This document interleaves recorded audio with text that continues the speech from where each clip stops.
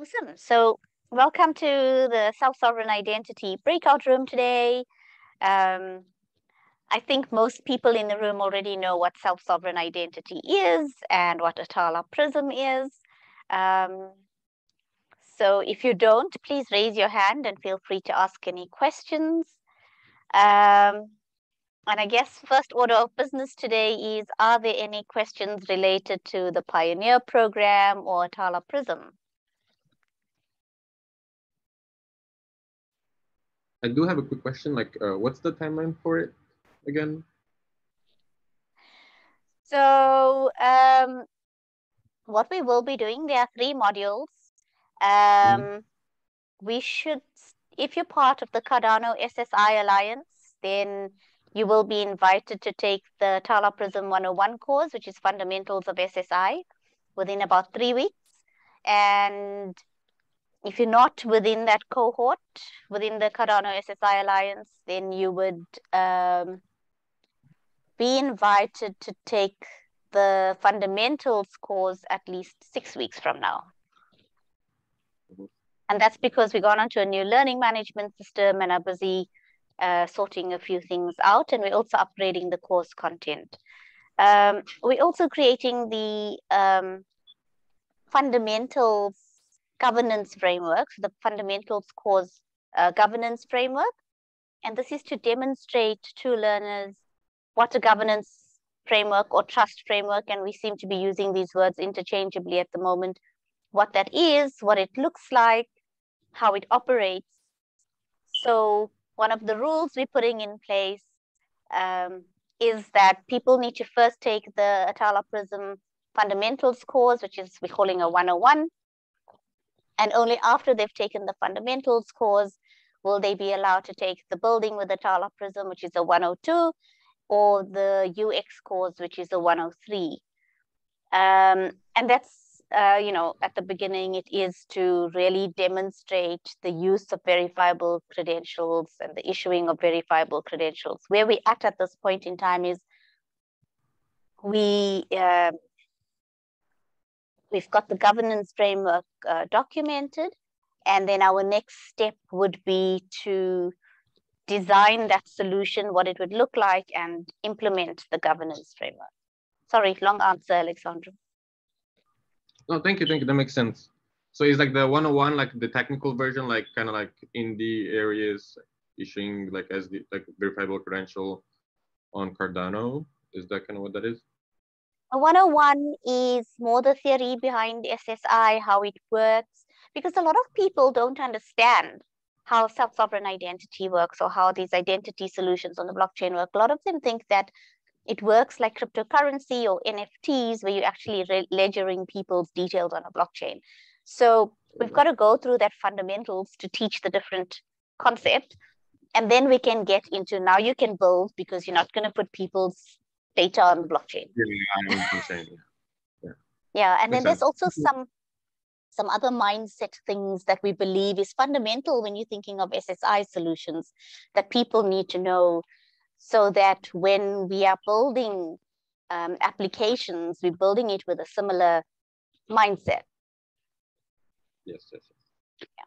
So okay, how does the 1, 2, and 3 model fit in with the original Atala PRISM Pioneers program? So what are the qualifications that provides that allows you to take 101 or 102 or 103? Yeah, good question, Brian.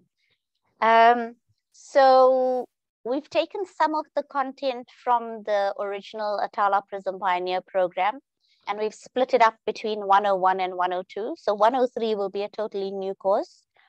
Okay. 102 is the building with Atala PRISM, and that will be upgraded. And 101 is basically 6 hours worth of content.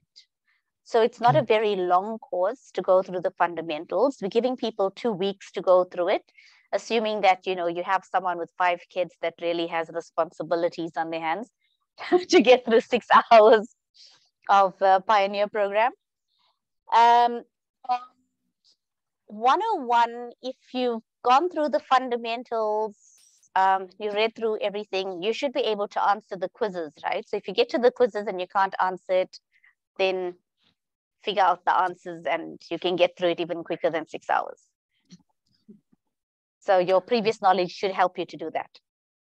Okay. So you would recommend going through each stage again then, even if you've done the Pioneer program? So I would recommend going through it. You'd be able to skip over the familiar content and the stuff you've seen before and engaged with before. And then the new content, you'll at least get a refresher of what's in there. Pete has been stirring the old course up and putting it where it needs to be and refreshing the content. So what we could do in one of the after town halls is maybe get Pete to take us through what's fundamentally changed. So in the building with Atala PRISM, the fundamental change there is, introducing the learning objectives for the new things that were built in version 1.4 compared to what we had in version 1.3, which is where the last Pioneer program stopped. And I think the initial Pioneer program, if you went through that had content up to version 1.2. But there aren't huge changes. We've introduced 2 new languages, I think JavaScript and Python. Oh, good. Yeah. Yeah, that would be helpful. Okay. Yes. Thank you for the answer. You're welcome. Are there any more questions? No. Okay, excellent. Anushka, I was looking for the link to the charter and I couldn't find it in my bookmarks. Could you post it in the chat again? Sure. I have that problem all the time. So I will find that for you quickly. And the reason I thought it would be good to share is because when you were giving the, let's see, I can't remember who posed the question, but you were giving the answer about being part of the Alliance. We have to add our names to the charter, correct? To be considered part of the Alliance? Yes, you can. You need to be part of the Slack channel to be part of the Alliance. And if you're happy to lead some of the work in the Alliance, then you can add your name to the charter as a lead. Let's see. So I've put the document in the link to the document in the chat, and right at the end, sorry, I'm competing here with my desk light and my screen. Let me see if I can copy this link for you to join the Cardano SSI Alliance Slack channel. Okay, so the first one is the charter and the second one is the Slack channel. Happy, Jane? Perfect. Thanks. That is a good point. We should actually share it every time we mention it. Okay, are there any more questions? No? Okay. So what we're going to do now is get a quick update from people on existing projects, just so that from a self-sovereign. So I thought this was important because we've had a few people talk about what they're doing, and I know we speak about what we're doing in different places. But it would be nice for the people in the room just to understand, like Roots ID, what is it you're building, and is it ready for us to use and leverage or play around with use cases, etc., etc. So if people in the room can just give us a very quick update, and then you can get questions and get a bit more interest in the work that you're doing as well from the people that are in the room. So I'm not going to pick on anyone. Go, Lance. Always happy to talk Roots ID. Let's see. I'll give a quick overview of some of our projects, and then maybe people will want to ask specifically about them.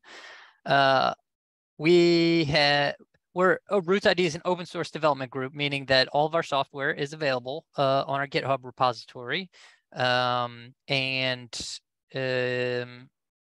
There's multiple projects under there that are under development. We've essentially delivered initial releases or features or things like that as part of our Catalyst proposals. One of the core parts of an SSI world is the actual identity wallet. And an identity wallet can live on someone's mobile phone, or you could have one back on a server that's maybe more focused on like issuing a bunch of DIDs and things for people. Point is, there's two projects that are identity wallet projects. WalkLi, which was originally just a command line client written for the Atala PRISM SDK, so that you could do command line type stuff, but that can be hosted on a server, and we have a database tied to it, so on and so forth. So you essentially have a server-side wallet. Then our mobile wallet, identity wallet, is called Roots Wallet. And so a lot of times they'll call us the Roots Wallet team because that was like our initial proposal that formed our Roots ID development group. Prior to that, Rodolfo actually had built a side tree implementation. So that's another project that exists in our repository.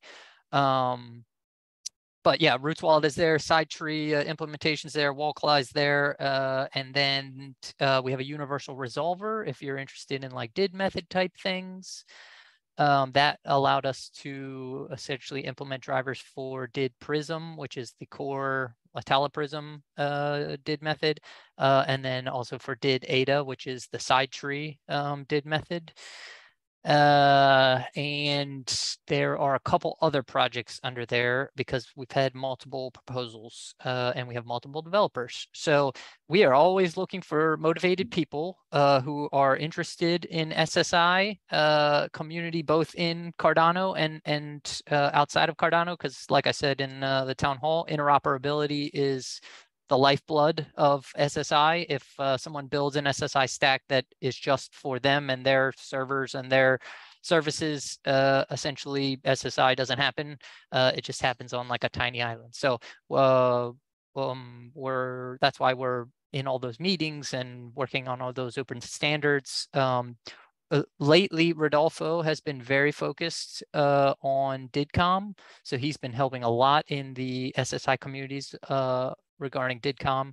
I've continued to be focused on Roots Wallet mostly because building an identity wallet is like as hard as building like a browser for the internet. Literally, an identity wallet like on a mobile phone will be people's windows into and their ability to manage their digital identity. So basically, I could work on it the rest of my life and still never have made a perfect identity wallet. So we always need help with any of those things. Don't necessarily have to be a software developer. There's a lot that goes into everything that we do. We're producing videos to help connect the communities. We're attending meetings. Like Rodolfo said in town hall, not all of those meetings are just technical, right? They're not all just writing technical specs for the next protocol that we're going to use. Some of them are how do we impact certain communities and things like that with SSI. So identity permeates everything. We have several projects that we think are the core projects we'll need in order to create software so that we can literally impact identity across the web. So happy to answer any questions. Rodolfo, maybe if there's anything else he wants to say. I black out a little bit as I start talking. I have no idea what I just told you guys, but I was excited about it. That's the joke I always crack. So Rodolfo, is there anything you want to say, or did I do a good I think intro? you're great. Yeah, you're the postman. Yeah. Yeah. So has anybody even seen our videos, or what have you heard about us? Maybe I can clarify anything. Yeah.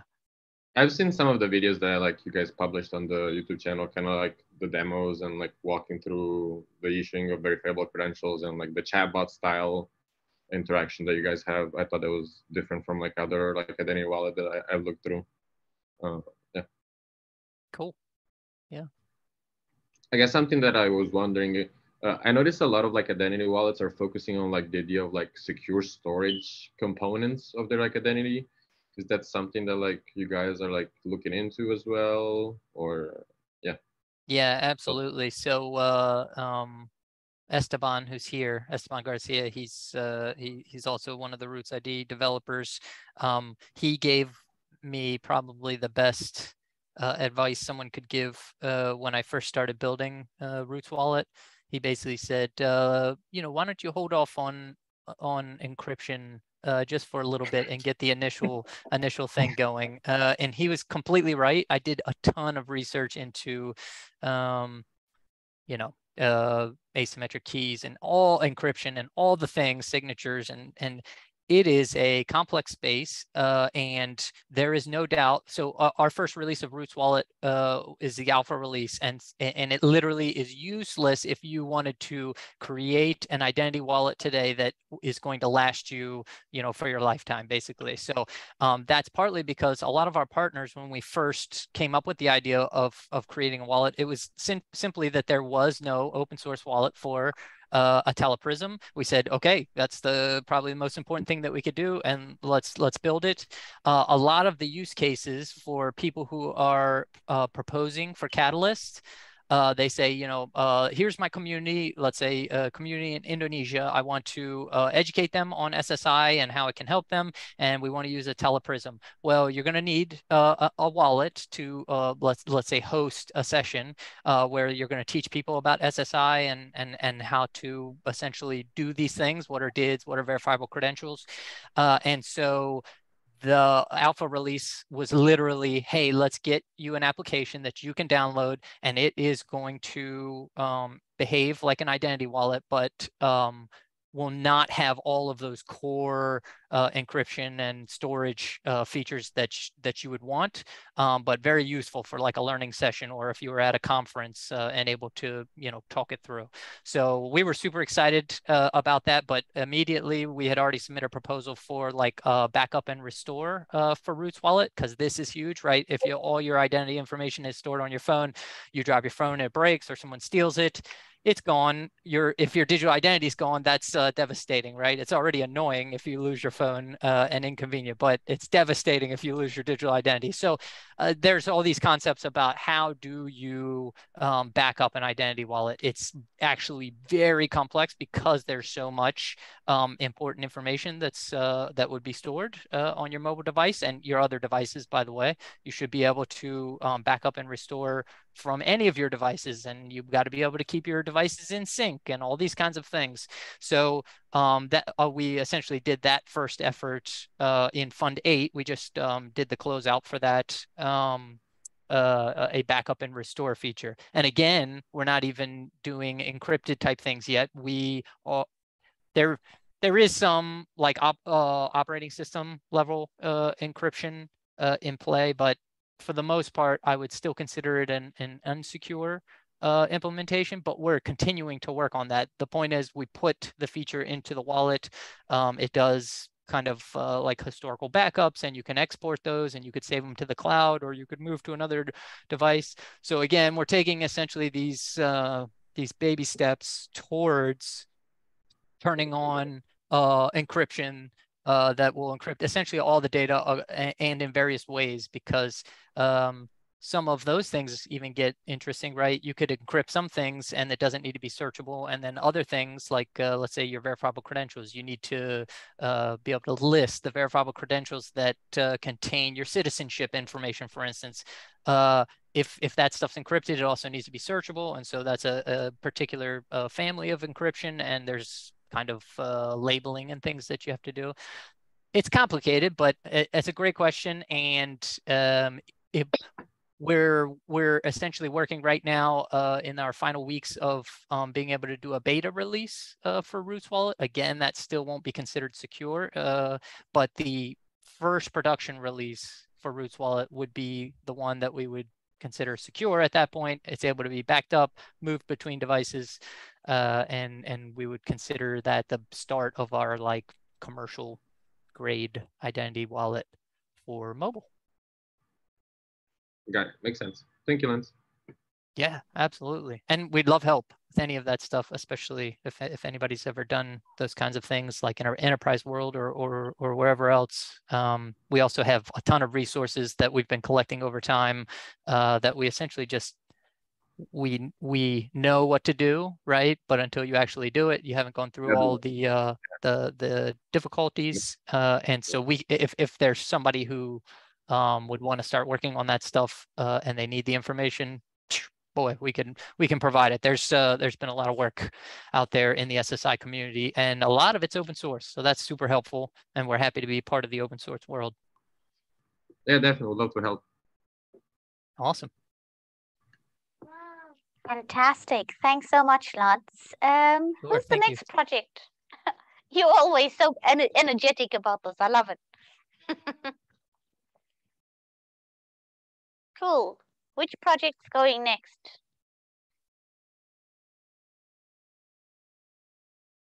Victor. I can do an intro. Hi, Go for everyone. it.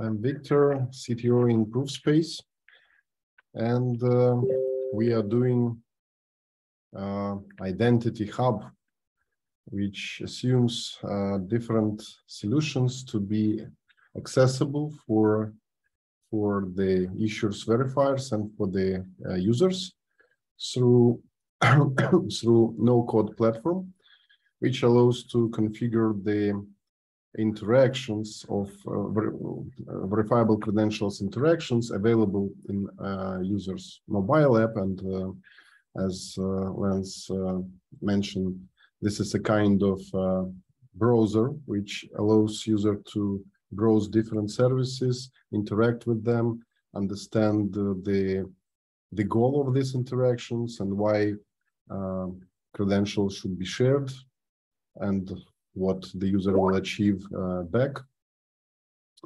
from the service, what can be, what credentials will be issued, etc. Lots of things like predicates, their own knowledge proofs, and this can be configured easily from the service dashboard. And by having this dashboard service available to discover other services and the credential that they are issuing to the users and request that credentials from the user. So this is like a platform to build, a good platform to build ecosystems actually, because you may easily configure interactions with different parties without even knowing them. So this is this is what we start with, and we successfully integrated Atala PRISM with ProofSpace, and now there are the options to use ProofSpace credentials or Atala PRISM credentials in one interaction, and you may receive credentials from ProofSpace service and then issue back to a user Atala PRISM credentials, and this all are seamless. And our key points are user experience and cases, because through our history, we are 3 years developing this solution. We find out that the best way to understand how the things should work is to run real cases with real users, understanding the business side, the user experience side. So we are constantly doing this. And starting from Fund 7 with one proposal, now we running already several collaborative, I guess around 6, 7, 10 collaborative proposals, and have more for Fund 9. I will post a link to our to the links where you can find all the information about the ProofSpace and how we collaborate in different verticals with the customers. And in particular now, we are working on connecting verifiable credentials with crypto space, with tokens. So there are several proposals that have been funded and they are related to token-based credentials, credentials-based token, trust registry that can be defined by the issuers through the smart contract, and things like this. So these are open source proposals, and they should give a good value to the community, as other projects may reuse our code and experience in their solutions. Also, another initiative that came from ProofSpace is to develop, to define how the schemas can be used in Atala PRISM, and presentation has been filed by Ruslan Shevchenko, our solution architect, and we discussed this with core Atala PRISM team, and going to share our experience and this open source solution with the core team, so that they will be able to reuse it in the next version of Atala PRISM. Looking forward for new collaborations. It's quite easy to start using SSI and playing with this with ProofSpace. So welcome, and happy to be here with all you guys. Thanks. Any questions?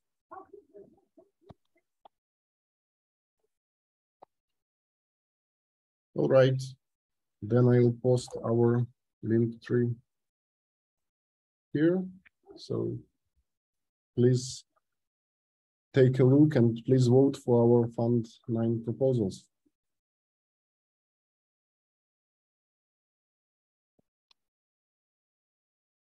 Victor, Anushka needs to attend something.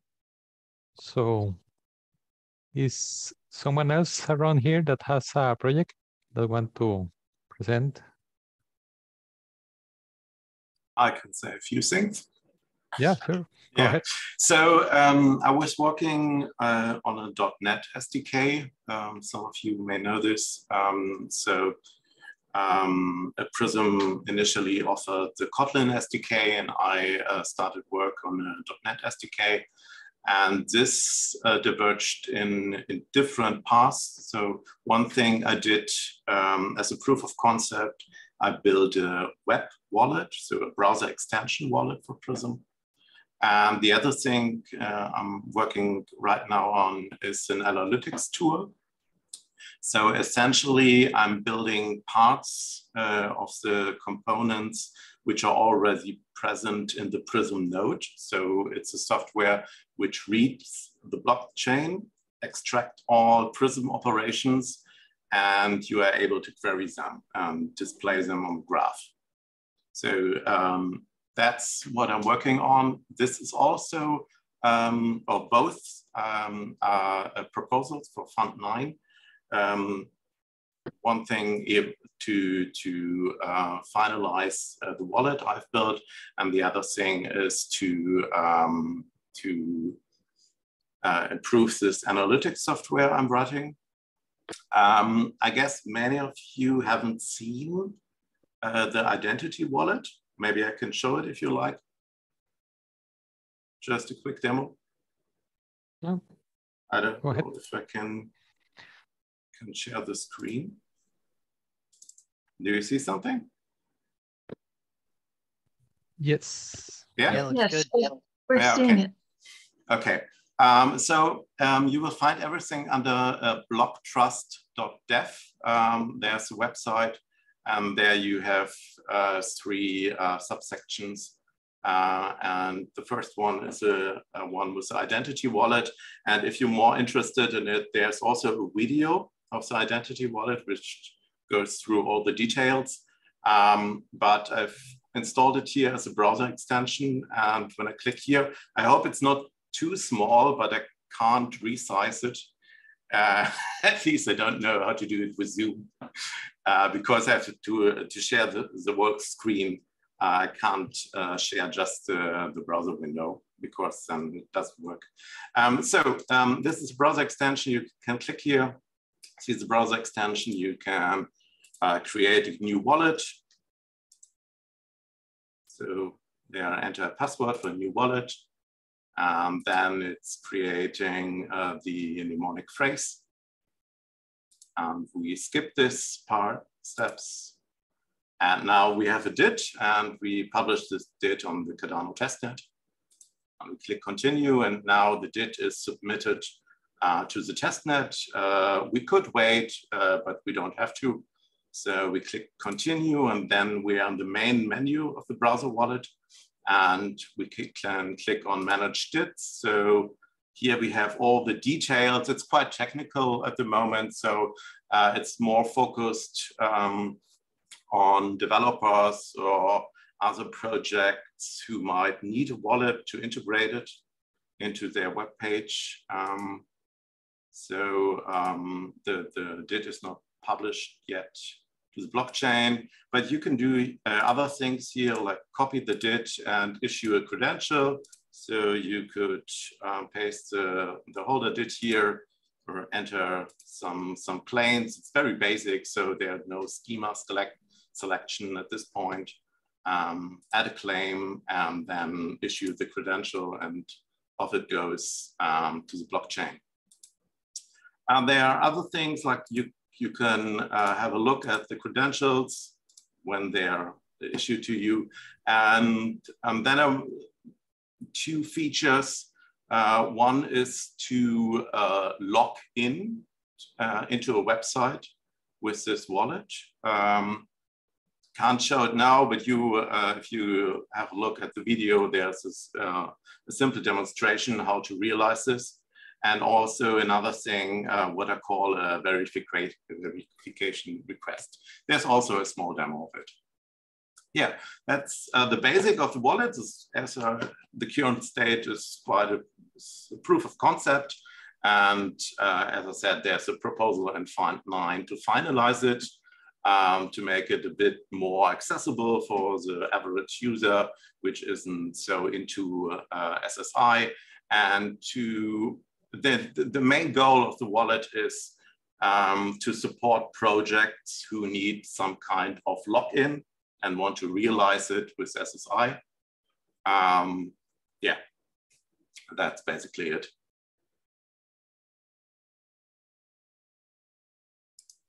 You mentioned your analytics engine. Yeah. Can you tell us more about that? Yeah, it's basically a software which scans the blockchain. So at the moment, when you issue a DIT or when you create a DIT or issue a credential, all these PRISM operations go to the blockchain at the moment, to the Cardano testnet. And I have the software to read these transactions from the blockchain and make them explorable. So one feature is that I offer statistics. So how many operations is there? What is the current activity on the testnet? How many DITs are there? How many credentials are there? And the other thing, this is not quite ready yet, it's all in progress at the moment, is the ability to have a graph. So in the graph, you have nodes, which are the DITs, and you have connections between nodes, which are the verifiable credentials. Then you could explore the graph. And this could be interesting on one hand for developers who want to understand what they are doing. And also this could be interesting for larger companies which may have hundreds of thousands of DITs and verifiable credentials and want an overview about them. So, or another thing you could do is to look at DITs and see if there's any activity. Is the DIT issuing other credentials? So there are many opportunities, and I don't know at the moment what you can do with it. So there's a lot of things I also have to explore. Which graph database are you using at the back end? Have you selected one yet? At the moment, it's Microsoft SQL. So it's not really a graph database, but I use it as a graph database instead. features for that, and I'm migrating the data to Cosmos DB. Yeah. Okay, great, thanks. Bjorn, and where do you store the credentials? In the browser? For the wallet? Yeah.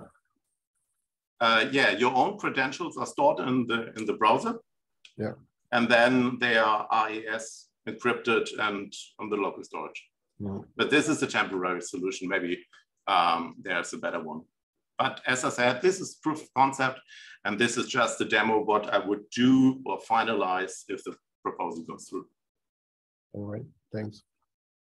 Yeah, Bjorn, really excited about what you're doing, and you know, I'm a C# developer or intermediate level, but so if I were to do something in SSI, and I hope to, you know, it would be with the .NET SDK that you've developed, and there's a Aries framework .NET that I may fork, and Ronaldo, you know, the work you've done on the ACAPI is to be inspired by that in an adaptation on Aries framework.net, and hopefully put these things together with a wallet interface, initially with the goal of learning and testing out some UX ideas on a browser extension, just because I have some assets to start with there.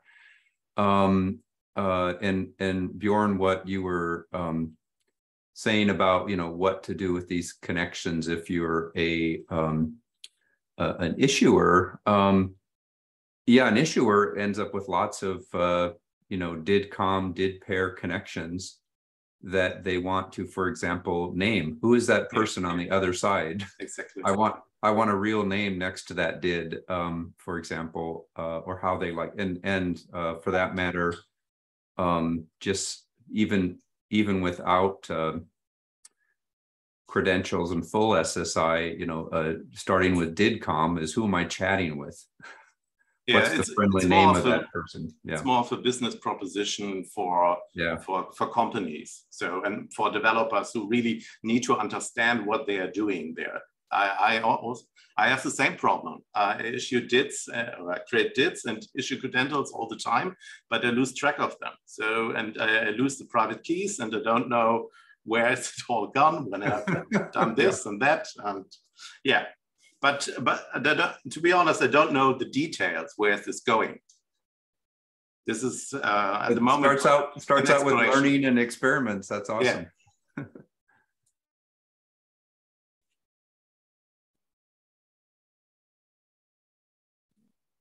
Okay. Anyone else want to share something?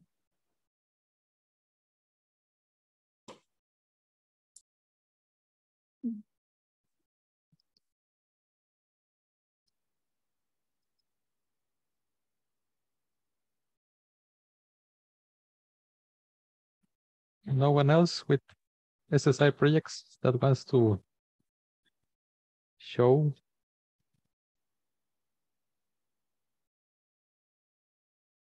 I had a question. I forget who mentioned this. It might have been from Roots Wallet, but or someone else, that there's an Aries Connect-a-thon next week, and I was curious if Rodo, you or anyone else is participating in that. Just as observers, I'm gonna be there to understand how they work, and we're gonna be. It's a Zoom, so I'm gonna try to find the links. I'm gonna post it here. You can. There's a registration form. So you can. Yeah, I would like to at least do the same, as to learn. I've attended some of that about a year and a half ago. There's a lot of experts in that room. And we certainly, you know, in the Cardano community would love to, you know, participate in the Connect-a-thons.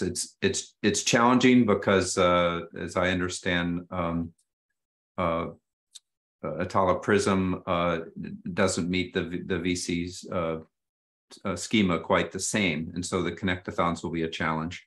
but we can at least get to the DID-COM communication pieces of it. Yeah.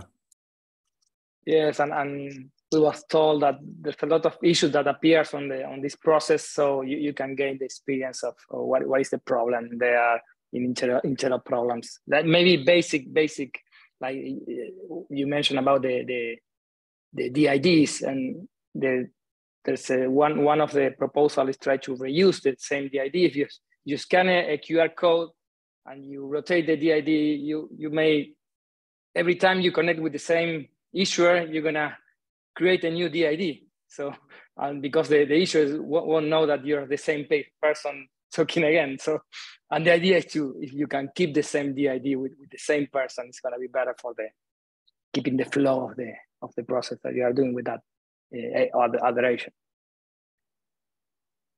So I'm gonna go and try to find the link of the form.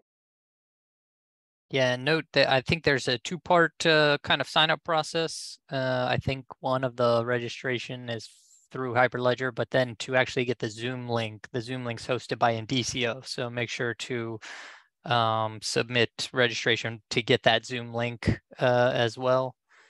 And it sounds like it's going to be broken up into multiple rooms for sure, but they have kind of like a introductory track to the Aries test harness, that they're calling like the 101 room, and also note that they're going to segment, it sounds like, between like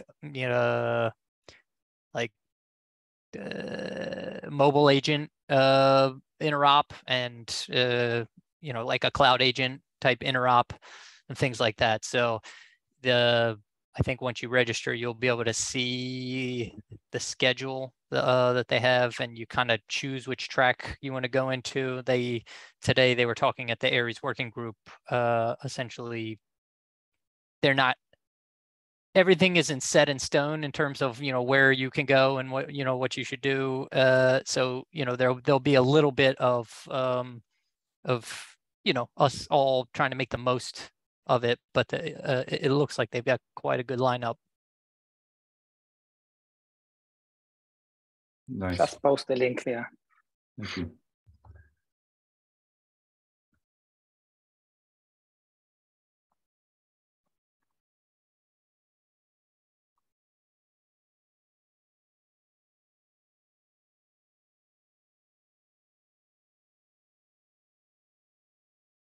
Okay, anyone else has questions, something that want to comment with the community, something that want to share? Real quick, I'll just post in the comments the working group notes today, the Aries working group notes where they talked about Interopathon. So let me do that.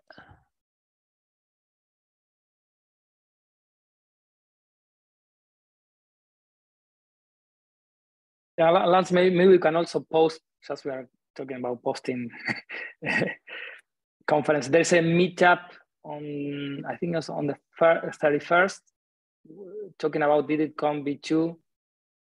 This is Drummond and Sams.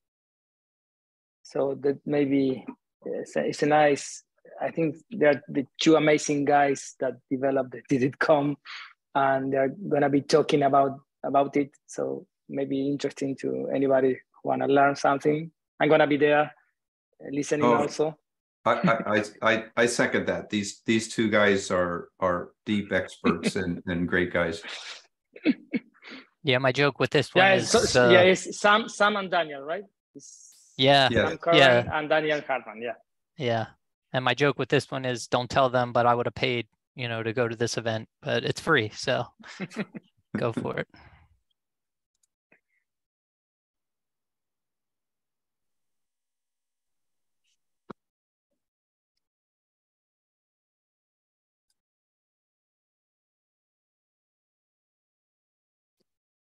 So we're on the top of the hour. So Yep.